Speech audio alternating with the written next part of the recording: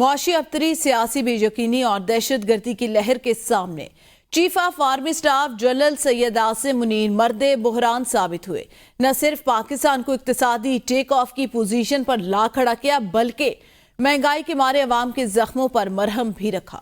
General Asim Munir کا بطور سپہ سالار 1 سال مکمل ہونے پر خصوصی رپورٹ دیکھتے ہیں۔ Army chief general Syed Asim Munir کو کمان سنبھالے 1 سال مکمل۔ جنرل سید عاصم منیر نے پاک فوج کی کمان سنبھالی تو ملک دہشت گردی، سیاسی، سماجی، معاشی ہر طرح کے چیلنجز میں گھرا ہوا تھا۔ وہ پہلے آرمی چیف ہیں جنہیں چومکھی لڑائی لڑنا پڑی۔ Army chief general Asim Munir نے محض 1 سال میں نہ صرف دہشت گردوں کے خلاف کارروائیاں تیز کی بلکہ اپنے ادارے میں بھی احتساب کو مثال بنایا۔ چینی، کھاد، سیمنٹ مافیاز اور بین الاقوامی سرحد پر سمگلنگ کے خلاف کریک ڈاؤن کیا۔ غیر قانونی مقیم غیر ملکیوں کے انخلاء کو یقینی بنایا۔ زرعی شعبے کے لیے لمز اور گرین پاکستان انیشیٹو جیسے اقدامات کیے جس سے کپاس کی پیداوار میں 126% ریکارڈ اضافہ ہوا۔ سرمایہ کاری کو فروغ اور تحفظ دینے کے لیے اسپیشل انویسٹمنٹ فیسیلیٹیشن کونسل کو قائم کیا گیا۔ پاکستان اور متحدہ عرب امارات نے اربوں ڈالر کی سرمایہ کاری کے لیے مفاہمت کی یادداشتوں پر دستخط کیے۔ دوست ممالک سے سفارتی تعلقات میں بہتری۔ مسئلہ کشمیر و فلسطین پر جنرل سید عاصم منیر نے نہ صرف پاکستان بلکہ امت مسلمہ کی ترجمانی کی۔ Army chief general Asim Munir اور حکومت کے مشترکہ اقدامات سے ڈالر کا ریٹ 308 سے 286 تک آیا۔